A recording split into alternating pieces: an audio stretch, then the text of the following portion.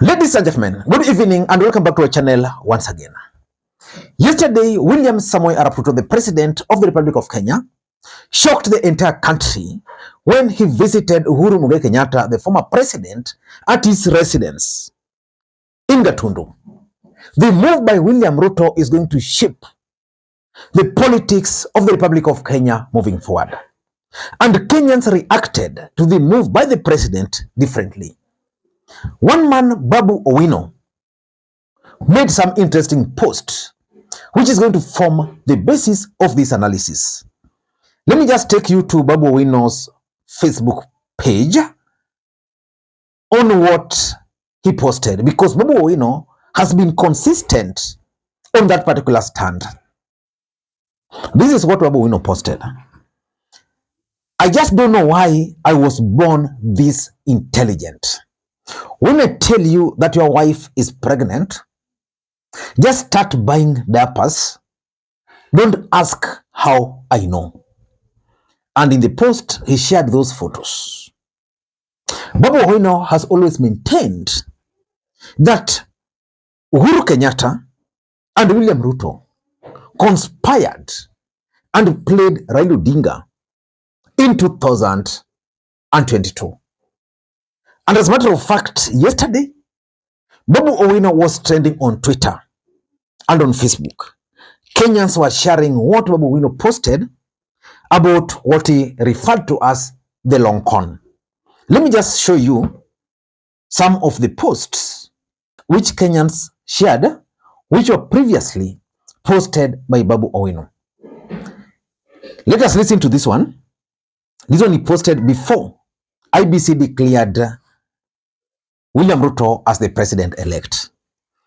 President Uhuru Kenyatta, you must act now, or this was a long con.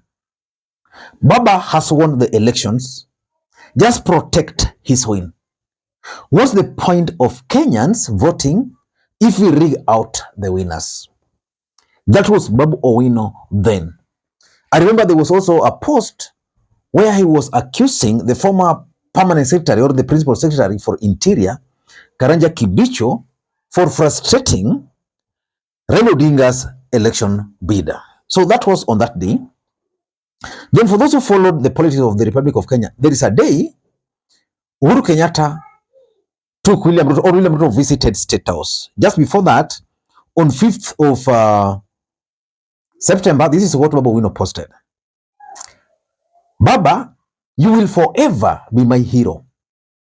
They played you all along. It was a long con. We live to fight another day.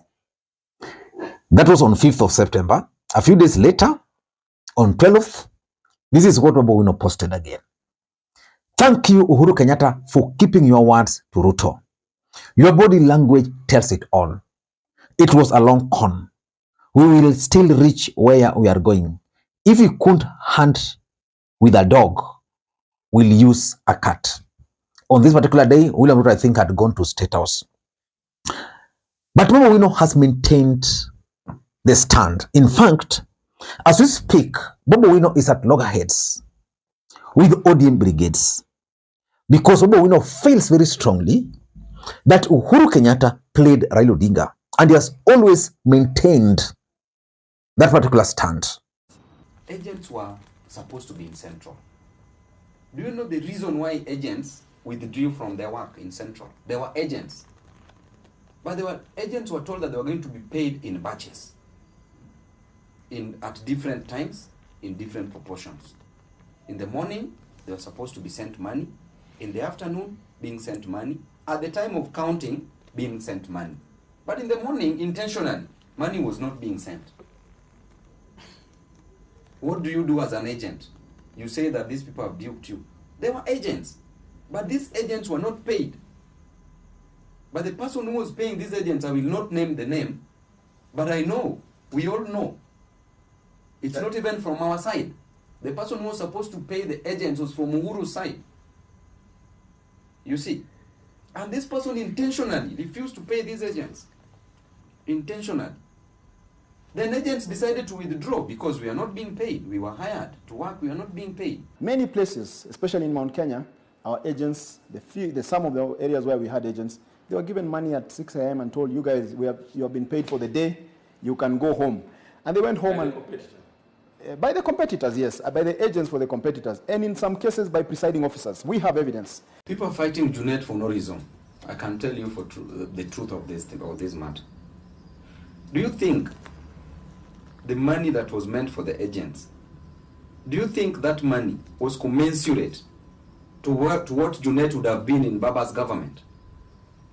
Do you think Junet would have left this election just to go so that he forgoes his dream in Baba's government? Probably he could have even made more money in Baba's government than that money for the agents. But there's always somebody who must always carry the cross. That is why that cross was put on Junet's back. If you eat with the devil in the dark, use a long fork. Use a long fork. Mimi, story ya Uhuru, when it comes to this election, Mimi staki hata kusikia. Let him have his relationship with Baba. But me as a person who was involved at the center of this campaign, being at the presidential campaign team, I was campaigning from Wednesday, Thursday, Friday, Saturday, and Sunday. 5 days for Baba, and only 2 days in Embakasi's constituency. Babu Owino has also refused to join broad-based government. But one thing is also very clear with Babu Owino. He's a very smart politician. If there's one thing Babu Owino has done, is to prove to Raila Odinga supporters, especially those in Nyanza, because Babu Owino intends to inherit Raila Odinga's support base. He has always proved to be a loyal soldier of Raila Odinga, so that there's no way the ODM brigades can drag his name as one of the disloyal ODM members. Is the executive arm. Number 2 is the judiciary. Number 3 is the parliament. And the 4th arm of government is Raila Odinga. So harboring an intention, not arresting, but harboring an intention, just thinking about it, harboring an intention to arrest Baba is tantamount to treason. And I can assure you that if you want this country to go down, try going that way. Just even utter that you want to arrest Raila, then we are ready to start afresh. Mr. Brian, when it comes to matters succession, Raila Odinga, Baba, is someone I respect so much, someone I love with my soul. I love Raila to death, and I resonate with his ideologies. That's why I've never wavered, I've never moved to any side except Raila's side. Matters succession, people are allowed to talk, people are allowed to float names here and there. But as things are, Raila Odinga is our king, is our leader. Raila Odinga, to whom we owe our loyalty. Raila Odinga, to whom we owe everything we have. Raila Odinga, to whom we owe our life.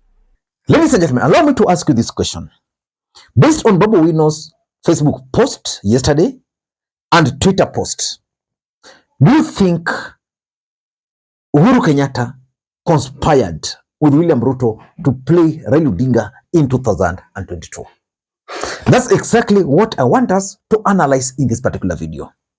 But before you do that, for those who are watching this channel for the first time, please take a second or two, click the subscribe button so that next time we produce a video like this, YouTube will automatically notify you.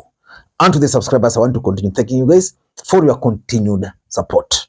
Because without that support, this channel cannot be where it is. Ladies and gentlemen, without any further ado, allow me to dive in. But again, before I dive in, allow me to also take this opportunity to introduce you guys to Lemfi. Lemfi is a mobile money app for users in the UK, Canada, and the United States of America to send money back to Kenya.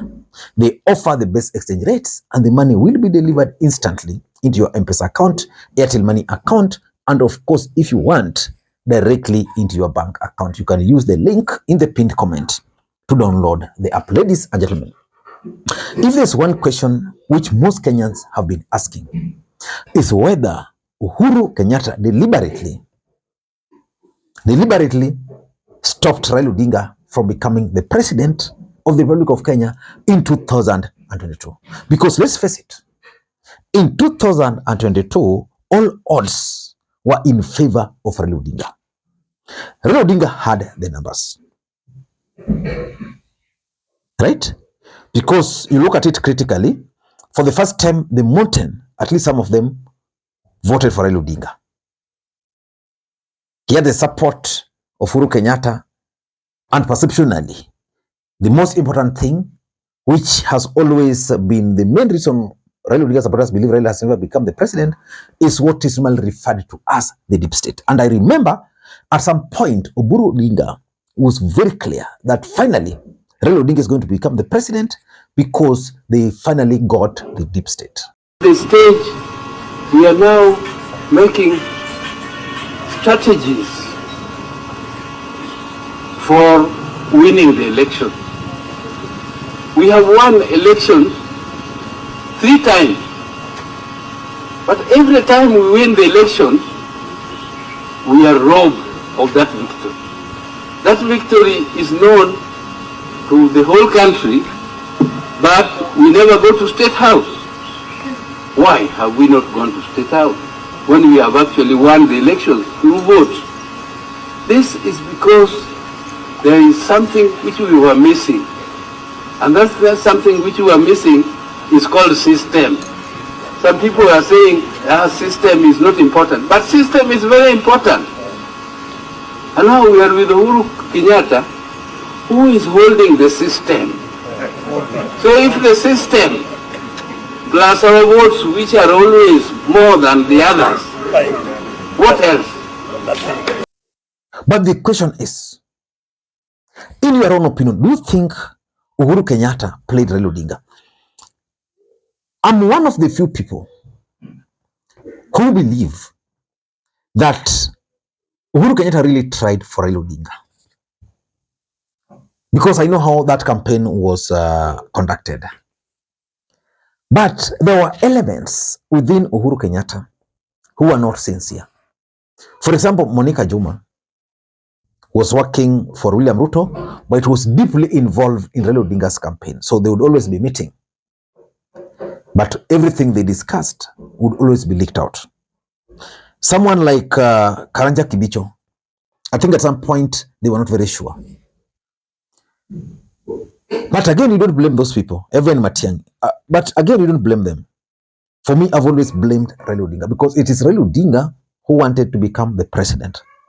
And there's this story that several number of votes or voters never turned up to vote for Raila Odinga in Nyanza.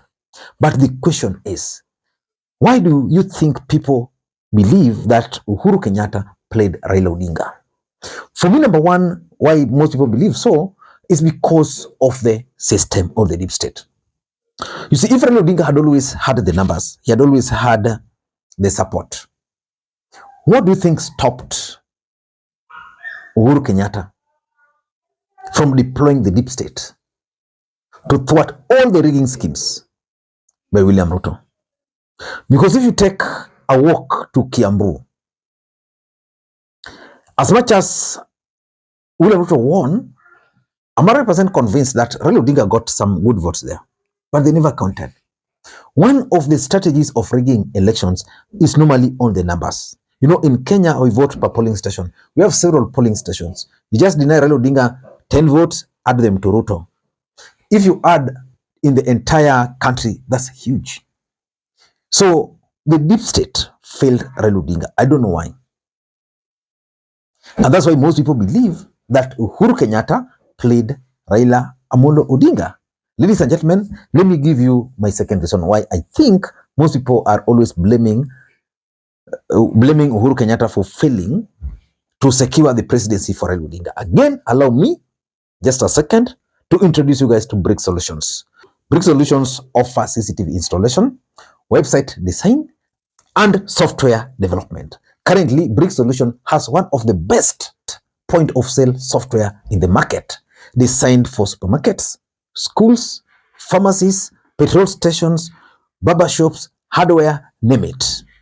You can call them using that number there for live demonstrations and of course for more information. Ladies and gentlemen, let us dive in. The second reason why most people always blame Uhuru Kenyatta is that there was a feeling that Uhuru Kenyatta rigged the 2013 election. And because of that, he never really enjoyed legitimacy. Again, in 2017, there was also that feeling that he still rigged the election. And therefore, because that was his second term, he wanted to rule peacefully. You see, like the way William Ruto is now looking for everybody to help him. Uhuru Kenyatta was in a similar situation, but with a more vibrant opposition. So, because Uhuru Kenyatta, because there was that feeling that Uhuru Kenyatta wanted to lead peacefully, he reached out to Raila Odinga. But his intention was never to hand over the presidency to Raila Odinga. The intention was to lead peacefully. The question is, do you think Uhuru Kenyatta really enjoyed the presidency in the second term? The fact is, he really enjoyed. Uhuru Kenyatta was always in Kisumu here. He was in status here. Uhuru Kenyatta and Raila were just bowling around. He really enjoyed it. But deep down, according to most people, Uhuru really never wanted Raila Odinga to become the president. That's not me. Me, I believe he really wanted. Number 3 is the bully popularity. You know, there are people who feel very strongly that if Uhuru Kenyatta wanted to stop William Ruto, he would have stopped it at the Jubilee level. Because let's face it, Uhuru Kenyatta managed to wrestle the control of Jubilee as a political party, but not the supporters. Why do you think Jubilee supporters left Uhuru for Ruto? Is it that Uhuru never explained himself? Is it that Uhuru Kenyatta never deployed propaganda or resources to fight William Ruto? Lastly, game of numbers. This is why people believe so, that Uhuru had the numbers, Raila had the numbers. There's no way they would have lost that election unless something happened. They believe so. Ladies and gentlemen, I want to start considering what Babu Owino posted. But I'll consider it based on how things are going to unfold. I've talked to so many people, some on this channel, and they tell me that, you know, Lee, Uhuru Kenyatta probably wants to achieve 2 main objectives. Number 1, he wants to tame Rigathi Gachagua in the mountain. Number 2, maybe he's trying to revenge against Raila Odinga because Raila Odinga entered into broad-based government without him. So now he's reaching out to William Ruto directly. And I've always told you that ODM value was really up there. Now with the entry of Uhuru Kenyatta in the equation, I doubt if the value of ODM party will be up there. Ladies and gentlemen, until next time, this is Lee Makwiny. Bye-bye.